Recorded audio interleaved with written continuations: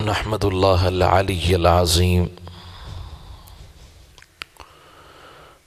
ونصلی ونسلم علی رسولہ الکریم اما بعد فاعوذ باللہ من الشیطان الرجیم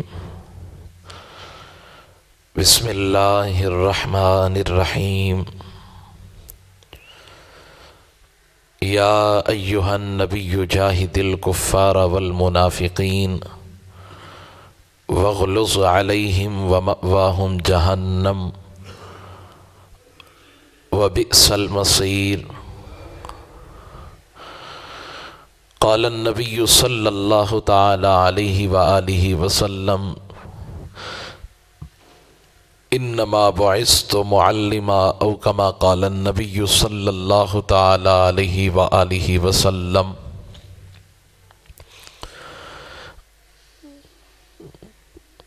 قال الامام بہقی رحمۃ اللہ علیہ ان عبد اللہ ذی البجادین من مزینۃ کان یتیما لا مال له ثم مات ابوه فلم يورثه شيئا وكان عمه ميلا فأخذه وكفله وكانت له إبل وغنم ورقيق فلما قدم رسول الله صلى الله عليه وآله وسلم المدينة لا يقدر عليه من عمه ومدت السنون والمشاهد كلها فانصرف رسول اللہ صلی اللہ علیہ وسلم من فتح مکہ راجعا الى المدینہ فقال عبد اللہ ذو البجادین یا عم انی انتظر اسلامک فلا اراک ترید محمدا فأذن لی فی الاسلام فقال له عمه واللہ لئن اتبعت محمدا ما اترک بیدک شیئا کنت اعطیتک الا نزعته منک فقال عبد العزى وهو اسمه يومئذ انا متبع محمدا صلی اللہ علیہ وآلہ وسلم او کما قال الامام البہقی رحمۃ اللہ علیہ صدق اللہ العظیم وصدق رسولہ النبی الکریم الامین ونحن علی ذلک لمن الشاہدین والشاکرین والحمد للہ رب العالمین۔ ان اللہ وملائکتہ یصلون علی النبی یا ایھا الذین آمنوا صلوا علیہ وسلموا تسلیما۔ تمام احباب پڑھ لیں الصلاۃ والسلام علیک یا سیدی یا رسول اللہ، الصلاۃ والسلام علیک یا سیدی یا حبیب اللہ، الصلاۃ والسلام علیک یا سیدی یا رحمۃ للعالمین وعلی آلک و اصحابک و اہل بیتک یا سیدی یا راحت العاشقین۔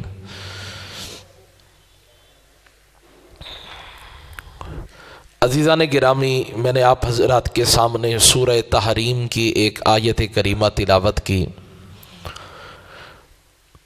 اور رسول اللہ صلی اللہ تعالیٰ علیہ وآلہ وسلم کی ایک حدیث پاک تلاوت کی،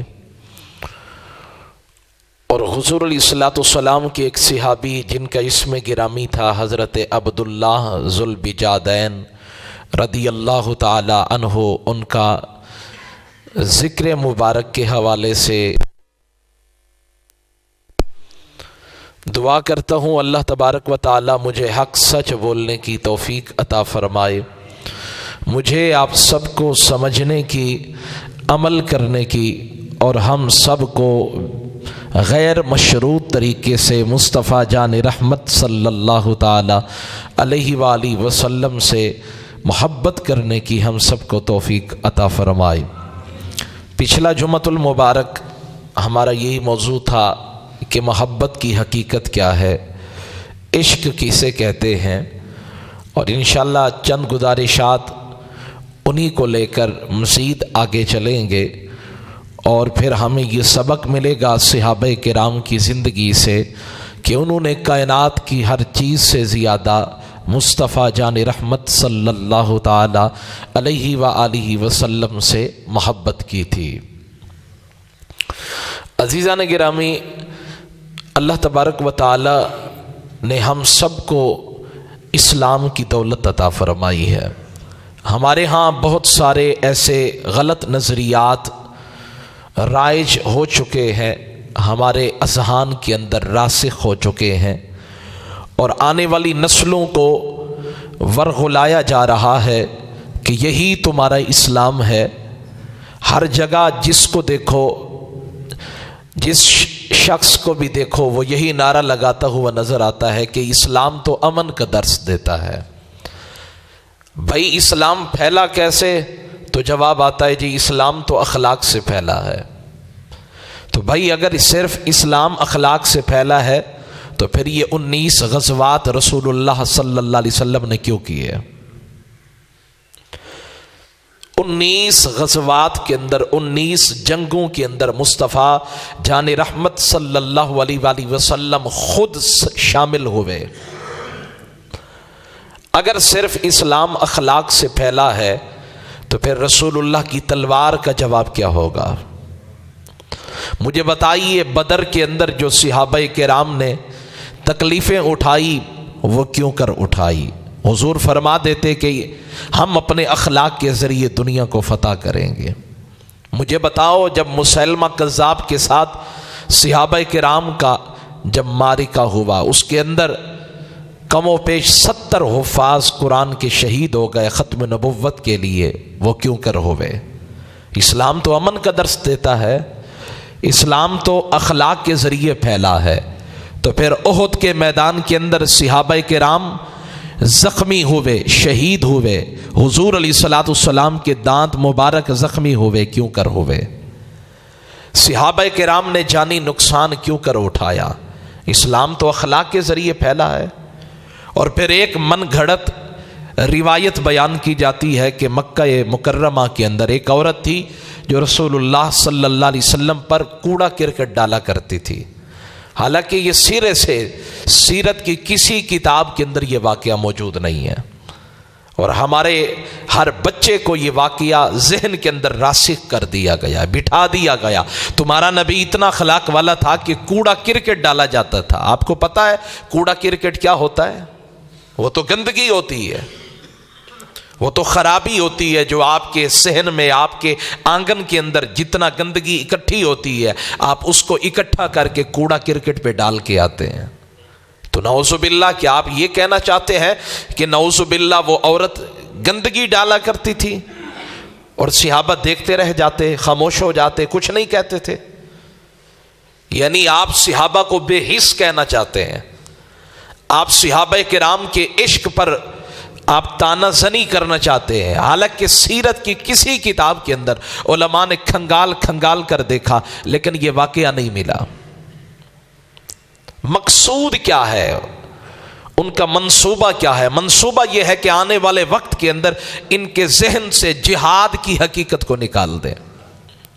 جب جہاد کا تصور مفقود ہو جائے گا تو پھر نہ کشمیر آزاد ہوگا، نہ پھر آگے مسلمان جو ہیں وہ کامیابیاں حاصل کر سکیں گے، نہ افغانستان، عراق، یمن، جہاں جہاں مسلمانوں پر، فلسطین کے اندر ظلم ہو رہا ہے نا جی، یہ کہیں گے بھائی اسلام تو اخلاق کا درس دیتا ہے۔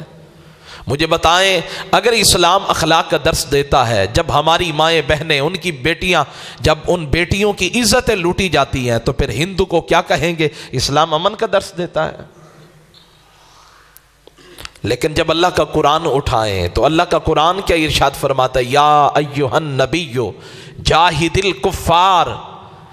فرمایا اخلاق اس وقت ہوگا جب ہر طرف اسلام کا بول بالا ہوگا، اخلاق ہوگا، لیکن اس کے بھی تقاضے ہیں۔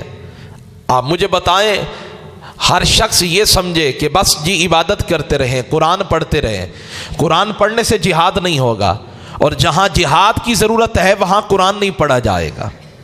اب کوئی بندہ میدان جنگ کے اندر قرآن پڑھنے کھڑا ہو جائے اور کہے کہ میں دشمن کا مقابلہ نہیں کرتا، تو اسے بزدل کہا جائے گا۔ بھائی قرآن پڑھنے کا یہ موقع نہیں ہے، قرآن پڑھنا ہے تو گھر میں جا کر پڑھنا، جب امن ہو، سکون ہو، جب حالات سازگار ہوں۔ لیکن یہاں گولیاں چل رہی ہیں، یہاں دھماکے ہو رہے ہیں، دشمن گولیوں کی بچھاڑ کر رہے ہیں، اور آپ قرآن ہاتھ میں لے کر قرآن پڑھ رہے ہیں۔ یہ قرآن پڑھنے کا موقع نہیں ہے، بلکہ دشمن کی آنکھوں میں آنکھیں ڈال کر ان کی گردنیں کاٹنے کا موقع ہے۔ تو ہر چیز کا موقع ہوتا ہے۔ نماز کے وقت میں نماز ادا کریں، قرآن پڑھنے کے وقت میں قرآن پڑھیں، لیکن جب رسول اللہ کے دین کی باری آئے تو پھر اپنے تصورات اسلام پر غالب کرنے کی بجائے یہ دیکھیں کہ اسلام کہتا کیا ہے، اسلام پیغام کیا دیتا ہے۔ اب آئیے اللہ کا قرآن سنیے۔ میرے رب کا قرآن فرماتا ہے یا ایھا النبی جاہد الکفار والمنافقین، فرمایا پیارے حبیب ہم نے آپ کو غیب کی خبریں دینے والا بنا کر بھیجا ہے۔ اے غیب کی خبریں دینے والے، جاہد الکفار، کفار کو بتا دیں، تلوار نکالیں اور ان کے ساتھ جہاد کریں، ان کے ساتھ جہاد کریں۔ والمنافقین، اور جو منافق ہیں، جو بظاہر کلمہ پڑھتے ہیں اندر سے آپ کو نہیں مانتے، ان کے ساتھ بھی جہاد کریں۔ اللہ نے یہ کیوں نہیں فرمایا پیارے حبیب کفار کے ساتھ اخلاق کے ساتھ پیش آئیں تاکہ یہ آپ کا کلمہ پڑھ لیں؟ حکم کیا ملا؟ جاہد الکفار، جہاد کریں۔ یہ جہاد بھی میرے نبی کا اخلاق ہے، یہ جہاد بھی میرے نبی کا اخلاق ہے۔ اخلاق خلق کی جمع ہے، خلق عادت کو کہتے ہیں۔ کبھی عادت بری ہوتی ہے، کبھی اچھی عادت ہوتی ہے، تو کہتے ہیں جی یہ بندہ اچھے اخلاق والا ہے، کیا مطلب؟ یہ اچھی عادات والا ہے۔ اور اگر کسی شخص کے بارے میں کہا جائے یہ برے اخلاق والا ہے تو کیا مطلب ہوتا ہے؟ یہ بری عادتوں والا ہے۔ تلوار اٹھانا یہ میرے نبی کا اخلاق ہے، جہاد کرنا یہ میرے نبی کا اخلاق ہے، گردنیں کاٹنا جب اسلام کے مقابل کوئی آ جائے یہ میرے نبی کا اخلاق ہے۔ 19 غزوات کے اندر صحابہ کی کمان سنبھالنا یہ میرے نبی کا اخلاق ہے، اور پھر صحابہ کو جہاد کے لیے تیار کرنا یہ میرے نبی کا اخلاق ہے۔ جب مدینہ کے اندر میرے مصطفیٰ کی بیٹی کو لحد میں اتارا جا رہا تھا، میرے نبی بدر کے اندر کفار کے ساتھ جہاد کر رہے تھے، یہ میرے نبی کا اخلاق ہے۔ سنیے جب جعفر طیار کے بازو کاٹے جا رہے تھے یہ ہے جہاد۔ جب حضرت امیر حمزہ کا کلیجہ چبایا گیا یہ ہے جہاد۔ جب حضرت علی اکبر اون و محمد کی جوانیاں لٹائی گئی یہ ہے جہاد۔ آپ کیا چاہتے ہیں؟ جہاد ختم کر دیا جائے، بس امن امن کے نعرے لگائے جائیں؟ تو امن کے ذریعے اسلام نہیں پھیلے گا، اسلام جہاد کے ذریعے پھیلے گا، اسلام تلوار کے ذریعے پھیلے گا۔ اسلام جو ہے وہ بزدلی نکال کر جرت کے ساتھ پھیلے گا۔ لیکن یہ کب ہوگا؟ جب ہمارے سینوں کے اندر حضور کا عشق ہوگا، جب ہمارے سینوں کے اندر مصطفیٰ جان رحمت صلی اللہ علیہ وسلم کی سچی محبت ہوگی۔ فرمایا جاہد الکفار، پیارے حبیب کفار کے ساتھ جہاد کریں، والمنافقین، منافقین کے ساتھ جہاد کریں، وغلظ علیہم، اور فرمایا پھر ان کے ساتھ نرمی بھی نہ کریں، ان کے ساتھ سختی کا برتاؤ اختیار کریں۔ یہ قرآن فرما رہا ہے وغلظ علیہم، ان کفار کے ساتھ نرمی والا سلوک نہیں کرنا، کیونکہ یا تو کلمہ پڑھتے پھر یہ آپ کے ساتھ محبت کے حقدار تھے، اور اگر انہوں نے کلمہ نہیں پڑھا تو پھر ٹیکس دیتے، لیکن ٹیکس بھی نہیں دے رہے تو اب تیسرا کوئی آپشن نہیں ہے، بس اب جہاد کرو۔ لیکن ہمارے ہاں یہ فرسودہ روایات ہمارے ذہن میں راسخ کی جا رہی ہے کہ اسلام تو امن کا درس دیتا ہے۔ بھائی اسلام امن کا درس دیتا ہے جب امن کا تقاضا کیا جائے، لیکن جب سامنے دشمن جو ہے وہ گردن کاٹنے کے لیے کھڑا ہو تو پھر اسلام امن کا درس نہیں دیتا، پھر اسلام کہتا ہے گردن کاٹ کے رکھ دو، پتہ لگ جائے گا۔ ابن خطل کعبے کے غلاف سے لپٹا ہوا تھا، صحابہ دوڑ کر آئے، حضور ابن خطل کعبے کے غلاف سے لپٹا ہوا ہے۔ میرے حضور علیہ الصلوۃ والسلام نے فرمایا وہیں پکڑو، وہیں قتل کر دو، کعبے کے اندر قتل کر دو، حرم مکہ کے اندر قتل کر دو۔ حالانکہ وہاں دشمن بھی آ جائے تو قرآن کا یہ ضابطہ ہے وَمَن دَخَلَهُ كَانَ آمِنًا، فرمایا جو حرم مکہ میں آ گیا اسے اللہ کی طرف سے پناہ مل گئی۔ وہ اس وقت وہ کفار جو تھے جنہوں نے حضور کا کلمہ بھی نہیں پڑھا تھا، ان کا دشمن بھی اگر مکہ کی حدود میں آ جاتا، حرم مکہ میں آ جاتا، وہ دشمن پر حملہ نہیں کرتے تھے۔ کیوں؟ اس لیے کہ یہ حرم مکہ میں آ گیا، یہ اللہ کی پناہ میں آ گیا، تو اس پر حملہ نہیں کرتے تھے۔ اور ابن خطل کعبے کے غلاف کے اندر دیوار کعبہ سے لپٹا ہوا ہے۔ میرے حضور کو بتایا گیا، میرے حضور نے فرمایا اس کو وہیں پکڑو، قتل کر دو۔ تو کیوں قتل کیا؟ جواب آیا اس لیے کہ یہ مصطفیٰ کا گستاخ تھا، یہ رسول اللہ صلی اللہ تعالی علیہ وآلہ وسلم کا گستاخ تھا۔ تو ضابطہ کیا مل گیا، کلیہ کیا مل گیا؟ کہا ہر جگہ امن کا درس نہیں دیا جائے گا، جہاں امن کی ضرورت ہوگی وہاں امن کا پیغام دیا جائے گا، اور جہاں تلوار کی ضرورت ہوگی وہاں تلوار نکالی جائے گی، اور جہاں مصطفیٰ کے اخلاق کی ضرورت ہوگی وہاں مصطفیٰ کا اخلاق دکھایا جائے گا۔ تو میرے حضور علیہ الصلوۃ والسلام کے غلاموں، یہ ہماری محبت کا تقاضا کیا ہے؟ مشکات شریف کی حدیث پاک ہے، صحابہ کہتے ہیں شکونا الی رسول اللہ صلی اللہ علیہ وآلہ وسلم الجوع، ہم اکٹھے ہو کر حضور کی بارگاہ رحمت میں حاضر ہوئے اور ہم نے عرض کی یا رسول اللہ صلی اللہ علیہ وسلم، بھوک سے برا حال ہے، بڑی عجیب کیفیات ہیں، کرم نوازی کیجئے، دعا کیجئے تاکہ اللہ کرم نوازی کر دے اور ہماری اس مشکل کو حل کر دے۔ اور پھر ہم نے اپنے پیٹ سے اپنے کپڑوں کو ہٹایا، اور جب ہٹایا تو صحابہ کہتے ہیں ہم نے اپنے پیٹ پر ایک ایک پتھر باندھ رکھا تھا، بھوک سے اتنا برا حال تھا، بھوک کی شدت کی بنا پر ہم نے اپنے پیٹ سے پتھر باندھ رکھے تھے۔ اور جب ہم نے حضور علیہ الصلوۃ والسلام کو یہ منظر دکھایا تو قائد ایسا ہونا چاہیے، لیڈر ایسا ہونا چاہیے جو عوام کو تو ظلم کے اندر جھونک دے اور خود جو ہے وہ کنٹینر کے اندر چھپ کر بیٹھ جائے۔ لیڈر ایسے نہیں ہوتے، قائد ایسے نہیں ہوتے۔ قائد کیسے ہوتے ہیں؟ مصطفیٰ جان رحمت جیسے، رسول اللہ صلی اللہ علیہ وسلم جیسے۔ جب صحابہ نے یہ کہا نا یا رسول اللہ دیکھیں ہمارے پیٹ پر پتھر بندھے ہوئے ہیں، بھوک سے بڑی عجیب کیفیت ہے، اب برداشت نہیں ہو رہا، تو میرے حضور نے یہ نہیں فرمایا صبر کرو، صبر سے بہتر ہو جائے گا۔ میرے حضور نے رفع رسول اللہ صلی اللہ علیہ وسلم ام بطنہ، میرے حضور نے اپنے شکم سے کپڑا ہٹایا، اور جب کپڑا ہٹایا تو ان حجرین، میرے حضور کے شکم اطہر پر 2 پتھر بندھے ہوئے تھے۔ عمل کر کے دکھایا ہے۔ یوں ہوتے ہیں لیڈر، یوں ہوتے ہیں قائد، یوں ہوتے ہیں رہنما، جو اپنی عوام کے ساتھ ظلم ہوتا ہوا دیکھ کر خاموش نہیں بیٹھتے۔ جہاں عوام کھڑی ہوتی ہے وہیں قائد کھڑا ہوتا ہے، وہیں لیڈر کھڑا ہوتا ہے۔ میرے حضور نے فرمایا صحابہ اس جد و جہد کے اندر تم اکیلے نہیں ہو، بلکہ میں نے بھی اپنے پیٹ پر پتھر باندھ رکھے ہیں۔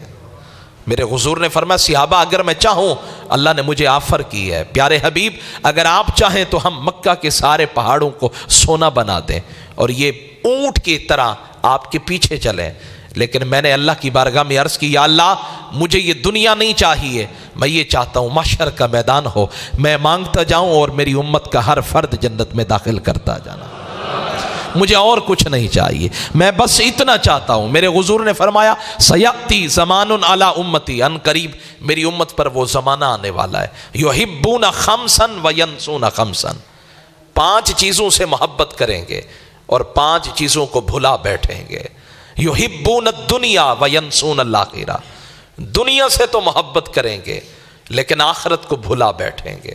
آج وہی حالت ہے، دنیا سے تو پیار ہے لیکن آخرت کو بھلا بیٹھے، اور دنیا کی طلب کے اندر اتنے آگے چلے گئے، لوگوں پر ظلم کرتے ہیں، لوگوں کے ساتھ ظلم روا رکھتے ہیں، لوگوں سے ناجائز مال اکٹھا کرتے ہیں، لیکن یہ بھول جاتے ہیں کہ آخر مرنا ہے اور مرنے کے بعد اللہ کے حضور کھڑا ہونا ہے، یہ بھول گئے۔ میرے حضور نے فرمایا یحبون الخلق وینسون الخالق، فرمایا مخلوق سے پیار کریں گے لیکن خالق کو بھول جائیں گے۔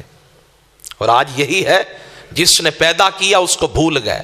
ایک باپ بھی جب بڑا کر کے پال پوس کر جب تمہیں کامیابیوں کے راستے پر گامزن کرتا ہے تو باپ بھی فخر سے کہتا ہے دیکھو میں نے تمہیں اتنا بڑا کیا، پالا پوسا، تمہیں آج اس عہدے پر براجمان کیا، میں نے بڑی محنتیں کی ہیں، میری محنت کو ضائع نہ کرنا۔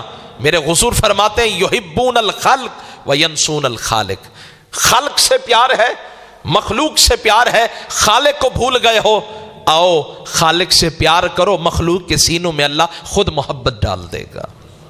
اور میرے حضور نے فرمایا وہ زمانہ آنے والا ہے ان قریب میری امت پر، فرمایا یحبون الذنوب وینسون التوبۃ، فرمایا گناہوں سے پیار کریں گے لیکن گناہ کے بعد جو توبہ ہے اس کو بھول جائیں گے۔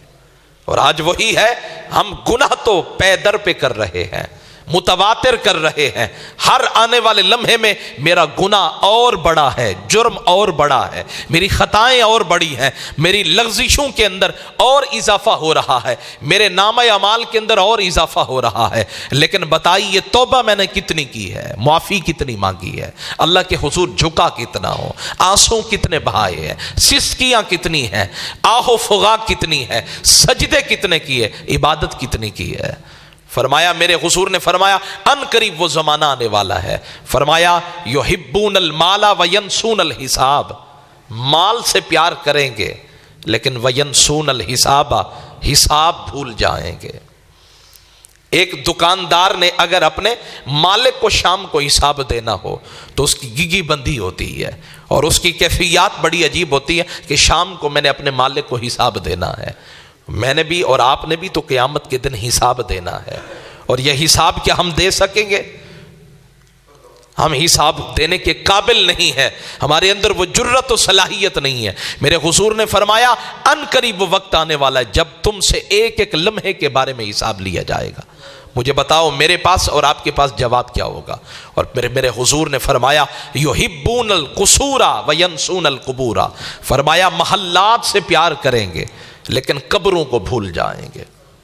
ہاں جی، آج اتنے بڑے بڑے محلات میں آپ رہ رہے ہیں اور ان قریب قبروں کے اندر بھی رہا جائے گا، اور جب تمہیں قبروں کے سپرد کیا جائے گا وہاں روشنی یہ روشنی نہیں ہوگی، وہاں کام اعمال کی روشنی آئے گی۔ وہاں کچھ ایسا کر کے جاؤ کہ جب تم قبر میں جاؤ تو قبر بھی کہے مرحبا مرحبا، آ جاؤ، میں تو تمہارے انتظار کے اندر تھی، میں تو تمہارے انتظار کے اندر تھی۔ میرے حضور کے غلام و رسول اللہ صلی اللہ تعالیٰ علیہ وسلم سے دنیا کے اندر واحد محبت ہے جو کام آئے گی۔ حضرت ذوالنون مصری فرماتے ہیں دخلت مسجد الحرام، میں مسجد حرام کے اندر داخل ہوا، رأیت شابا عریانا مریدا مطروحا، میں نے ایک نوجوان کو دیکھا جس کے بدن پر ناکافی لباس ہے، بدن ہڈیوں کا ڈھانچہ ہے اور ایک طرف پڑا ہوا ہے، چہرہ مدقوق ہے اور لگتا ہے آنکھیں اندر کو دھنسی ہوئی ہے۔ حضرت ذوالنون مصری فرماتے ہیں فدنوت منہ، میں اس کے قریب چلا گیا، فسلمت علیہ، اور میں نے جا کر سلام کیا، اور سلام کر کے میں نے کہا یا غلام من انت، تو کون ہے؟ حضرت ذوالنون مصری فرماتے ہیں میں نے اس نوجوان لڑکے سے جس کی حالت پہ مجھے رحم آ گیا، ترس آ گیا کہ ابھی اس عمر کے اندر اس کا چہرہ اور اس کے بدن کی یہ حالت ہے، فرماتے میں نے پوچھا یا غلام، اے لڑکے، من انت، تو کون ہے؟ تو آگے اس نے جواب دیا انا غریب عاشق، میں غریب ہوں اور عاشق ہوں۔ حضرت ذوالنون مصری فرماتے میں نے تنزن، میں نے کہا وما مثلو کا، تیری مثل عاشق ہوتے ہیں؟ انت العاشق، تو عاشق ہے؟ کہتے جب یہ میرا جملہ اس نے سنا نا فبکا بِأَعْلَى صَوْتِهِ، اونچی آواز سے دھاڑے مار کے رونے لگ گیا، کہنے لگا آپ کو میرے عشق پر آپ کو یقین نہیں ہے؟ اگر کوئی پھٹے پرانے لباس والا ہو وہ عاشق نہیں ہو سکتا، اگر کوئی مدقوق چہرے والا ہو وہ عاشق نہیں ہو سکتا، کوئی اگر غریب اور بیمار ہو وہ عاشق نہیں ہو سکتا۔ میرے سینے کے اندر جو آگ بھڑک رہی ہے وہ رسول اللہ کی محبت کی آگ ہے، اور میں ان کے فراق میں رو رہا ہوں، ان کے روزے کے سامنے پڑا ہوا ہوں۔ کبھی تو کرم ہوگا، کبھی تو رحم فرمائیں گے، کبھی تو اپنا دیدار بلا حجاب کروائیں گے، پڑا ہوا ہوں، لیکن کبھی تو کرم ہوگا۔ میں مریض مصطفیٰ ہوں، مجھے چھیڑو نہ طبیبو، یہ دوا وہیں ملے گی، مجھے لے چلو مدینہ۔ کہا بس چھوڑو، میں غریب عاشق ہوں لیکن آپ کو میرے عشق پر طنز کرنے کا موقع مل گیا۔ صاح صیحتن، یہ جملہ برداشت نہ کر سکے، وہیں چیخ ماری اور انتقال ہو گیا، ایک جملہ برداشت نہ کر سکے، وہیں روح نکل گئی، اور جب روح نکل گئی حضرت ذوالنون مصری آپ فرماتے فطرحت علیہ ثوبی، میں نے اپنا کپڑا اپنی چادر اتاری اور اس کے بدن کو ڈھانپ دیا اور میں نکل پڑا کفن کی چادر خریدنے کے لیے۔ فرماتے جب میں کفن خرید کر کے واپس آیا، فلم اجد ہو، جہاں میں لاشا چھوڑ کر گیا تھا وہاں تو لاش موجود ہی نہیں تھی۔ میں نے کہا سبحان اللہ، اللہ پاک ہے، یہ کیسے ہو سکتا ہے؟ مرنے کے بعد کوئی چل کر کہیں چلا جائے، یہ ہو سکتا ہے؟ یہ تو ابھی لاش یہیں تھی، کہاں چلی گئی؟ کہتے میں نے ہر طرف ڈھونڈا لیکن مجھے اس کا لاشا نہ ملا۔ اور پھر حاطف نے آواز دی، کہا ذوالنون مصری، شیطان آیا تھا میرے محبوب کے عاشق کو بھٹکانے لیکن غالب نہ آ سکا۔ اور پھر جنت کے فرشتے آئے اس نوجوان کو لینے، انہوں نے کہا آجا ہم تجھے جنت میں لے جاتے ہیں۔ اس نے انکار کر دیا، اس نے کہا میں نے جنت میں نہیں جانا، مجھے جنت نہیں چاہیے۔ جنت وہ مانگتے ہیں جو غلام ذہنیت کے مالک ہوتے ہیں۔ میں نے جو